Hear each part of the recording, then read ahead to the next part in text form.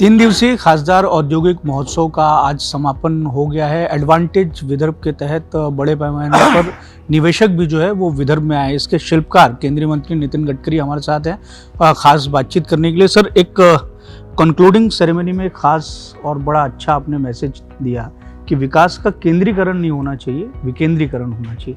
मुझे लगता है कि ये बड़ा महत्वपूर्ण मैसेज है। इसके पीछे का तात्पर्य क्या है और ये जो 3 दिवसीय पूरा समारोह रहा, इसको आप किस तरीके से देखते हैं विदर्भ के विकास की दृष्टि से? देखिए, सबसे पहले कि ये एडवांटेज विदर्भ है, केवल नागपुर शहर का विकास हो ऐसा नहीं।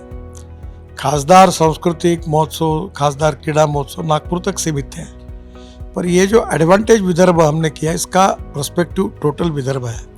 तो गढ़चिरौली और वाशिम, इसका भी विकास हो, पूरे विदर्भ का हो, और इंटीग्रेटेड अप्रोच में आगे चलकर हम हर जिले का पैवेलियन रखेंगे और विकास करने की कोशिश करेंगे। क्योंकि विदर्भ में किसानों ने आत्महत्या की, इसलिए पूरा विदर्भ का नाम दुनिया में चला गया। हम यह आत्महत्या कैसे रोक सकते हैं? जब विदर्भ का विकास होगा तो रोक पाएंगे। और इसलिए आज मैंने वही बात कही है कि हम पूर्ण समय विदर्भ के विकास की जो ट्रेन पैसेंजर की स्पीड से जा रही थी, उसको बुलेट ट्रेन की स्पीड से दौड़ाएंगे और संपूर्ण विदर्भ का विकास करने की कोशिश करेंगे। यही भाव इसके पीछे है। एक निवेश के बारे में आप जानकारी दे पाएंगे कि कितने करोड़ का निवेश जो है वो हम ऐसा मान सकते हैं कि कितने करोड़ का निवेश इस एक वर्ष के आयोजन की वजह से होगा? बड़े प्रमाण पर यहाँ स्टार्टअप को पैसा मिला, इंडस्ट्री के कोलैबोरेशंस हुए और अब इसकी शुरुआत हो गई है। और बड़े प्रमाण पर ये एक फैसिलिटेटर के रूप में है। टेक्नोलॉजी अभी आज नेशनल और इंटरनेशनल लेवल के बड़े बड़े इन्वेस्टर आए थे। आईकिया कंपनी के थ्रू आए, बड़े बड़े लोग आए थे, लॉजिस्टिक वाले आए थे। वो यहाँ आप इन्वेस्ट करना चाहते हैं। हम उनके प्रॉब्लम से, उनकी अपेक्षा क्या है समझ रहे हैं, उनकी मदद कर रहे हैं। मुझे लगता है बहुत बड़ी गति इसमें मिलेगी। स्टार्टअप्स के बहुत अच्छे आइडियाज़ आए। शशिकांत चौधरी, जिनसे अभी हमने बात की, जो इसके लिए इनिशिएटिव ले रहे थे, उन्होंने कहा कि विदर्भ जैसे रीजन से इस तरीके से आइडियाज़ आ रहे हैं। शशिकांत चौधरी जी ने बहुत अच्छा काम किया, अनेक स्टार्टअप को इकट्ठा किया, इन्वेस्टर को इकट्ठा, बहुत लोगों को पैसा मिला। तो मुझे लगता है अब ये शुरुआत है, इसके बाद ये और गति से आगे बढ़ेगा।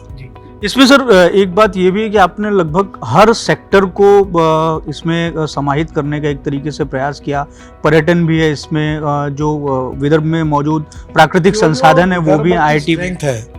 कॉटन, ऑरेंज, कोयला, मैग्नीज, टेक्सटाइल, पर्यटन। तो हमने जो देखा कि फिशिंग विदर्भ में क्या क्या इम्पोर्टेंट हो सकता है, वो पूरा अभी टेक्सटाइल का लिया, लॉजिस्टिक का लिया, इसके अनुरूप हम क्या कर सकते हैं उस प्रकार से किया। वैसे शेयर में आनंद राठी जी आए थे जी। तो यहाँ विदर्भ की इंडस्ट्री शेयर मार्केट में कैसे जाए, इन्वेस्टमेंट कैसे ले, इस पर चर्चा हुई। शेयर इकोनॉमी, पेंशन इकोनॉमी और इंश्योरेंस इकोनॉमी, हमको दुनिया की तुलना में हम बहुत पीछे हैं। हमको विदर्भ इसमें भी आगे कैसा जाएगा। तो एक प्रकार से सभी क्षेत्रों में हमको आगे जाएंगे। और ये इनकी इंडस्ट्री जब बढ़ेगी तो केवल उनका व्यक्तिगत फायदा नहीं होगा। They are not only wealth creator, they are employment creator. हमारा उद्देश्य किसी को धनवान बनाना नहीं है, हमारा उद्देश्य विदर्भ के लाखों युवाओं को रोजगार देना। अभी TCS आई या इन्फोसिस आई, टेक महिंद्रा आई, SCL आई, तो इनके कंपनियों को फायदा देना, इसके लिए हम उनकी मदद नहीं कर रहे। वो कंपनी आकर अभी तक 68,000 लड़कों को रोजगार मिला, 1 लाख लोगों को रोजगार मिले। आने वाले साल भर में 50,000 युवकों को मिले, ताकि उनको रोजगार मिलकर वो स्वाभिमान से जी सके।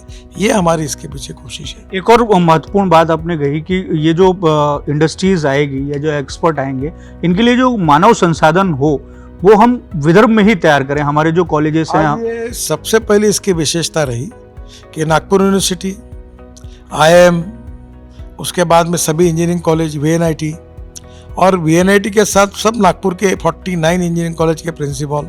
और आपने एक बात देखी होगी, मैंने आग्रह किया था, ये एग्जीबिशन है करके भीड़ आया, ऐसा नहीं।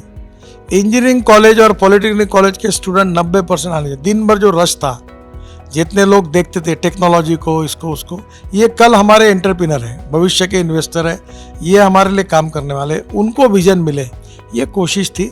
और इसलिए इस समय यूनिवर्सिटी और इंडस्ट्री के बीच में जो एकेडमिक काम करते वो और प्रोफेशनल काम, दोनों के बीच में भी समन्वय हुआ, बातचीत हुई। और हर सेक्टर में अभी माइनिंग, मैन्युफैक्चरिंग इक्विपमेंट, उनको बोला, उन्होंने कहा हमको मैन पावर चाहिए, यूनिवर्सिटी के साथ कांटेक्ट हो गया।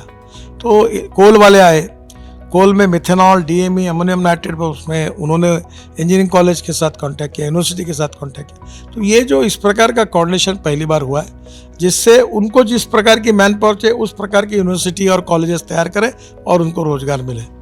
तो ये गोंडवाना यूनिवर्सिटी को भी हमने इस बार इन्वॉल्व नहीं किया था। तो गढ़चिरौली में अभी 25-50 हज़ार लड़कों को काम मिलेगा। अगर वही गोंडवाना यूनिवर्सिटी तैयार करेगी तो उन्हीं को रोजगार मिलेगा। एक अंतिम बात आपसे जानना चाहेंगे कि बहुत सारे यहाँ पर जो गेस्ट आए थे उनका ये इस तरीके का मनोगत था कि हालांकि बहुत सारे बड़े बड़े लोग जो हैं उद्यमी और अलग अलग क्षेत्र से वो तो यहाँ आए थे, लेकिन कुछ लोगों का ये भी कहना था कि गडकरी साहब तो आजकल जिसको भी कहेंगे उसे नागपुर आना पड़ेगा, गडकरी साहब की बात को कोई नहीं काट सकता। और दूसरा एक बात ये भी आई कि जिस तरीके से हमारे देश के सीईओ डावोस जाते हैं वर्ल्ड इकोनॉमिक फोरम में, उस तरीके से एडवांटेज विदर्भ का हिस्सा बनना चाहिए उन्हें और यहाँ आना चाहिए। यहाँ कितना निवेश की संभावना है? देखिए, कर्मण्येवाधिकारस्य मा फलेषु कदाचन, हमने कार्य करते रहना चाहिए, अच्छा ही फल मिलेगा। दो चीज़ों के बारे में मैं बड़ा आग्रही रहता हूँ कि किसी चीज़ का क्रेडिट नहीं लेना चाहिए और किसी चीज़ के पीछे नहीं दौड़ना चाहिए। अपना जो कर्तव्य है उसका पालन करते हुए काम करते रहना चाहिए। मेरा अनुभव ऐसा है, अगर ईमानदारी से काम करेंगे तो फल मिलता है। और ये केवल मेरे कारण नहीं हो रहा, ये पूरे काम में अनेक हजारों लोग बेचारे रात दिन काम कर रहे थे, मेहनत कर रहे थे, और जो कुछ हो रहा अच्छा वो सबके मेहनत और परिश्रम का फल है। और मैं तो निमित्त मात्र हूँ। और मैं अभी खासदार क्रीड़ा महोत्सव में 70,000 खिलाड़ी खेले, मैं कहीं नहीं था। 400-500 लोग काम करने वाले दिन रात अलग थे। सांस्कृतिक महोत्सव हुआ, वो 400-500 लोग काम कर रहे थे अलग से। क्रीड़ा एग्रोविजन हुआ, वो 300-400 लोग है, वो अलग है। ये क्रीड़ा औद्योगिक महोत्सव, एडवांटेज, ये भी सब टीम अलग। मैं केवल उन लोगों के पीछे खड़ा रहकर उनकी मदद करता हूँ और जो कुछ होता है वो मेरे कारण नहीं होता।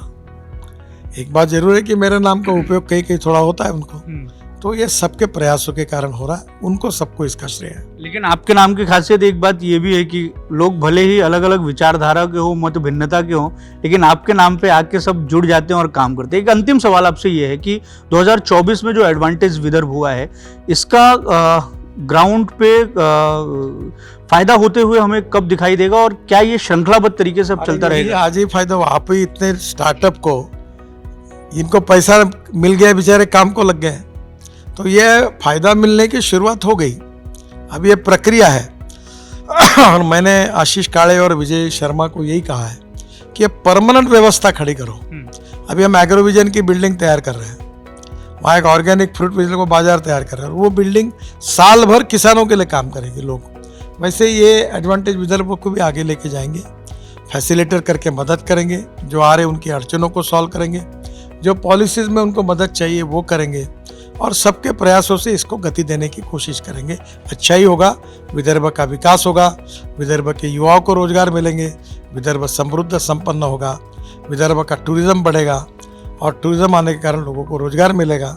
और हम पॉजिटिव है, हमें आत्मविश्वास है कि निश्चित रूप से विदर्भ आने वाले समय में देश के विकसनशील रीजन में सबसे आगे जाएगा, ऐसा हमें विश्वास है। धन्यवाद सर, हमसे बात करने के लिए आपने समय निकाला है। तो ये थे एडवांटेज विदर्भ के शिल्पकार केंद्रीय मंत्री नितिन गडकरी, जिन्होंने हमसे खास बातचीत की। कैमरामैन अतुल गवई के साथ दिव्येश द्विवेदी, यूएसएन न्यूज़, नागपुर।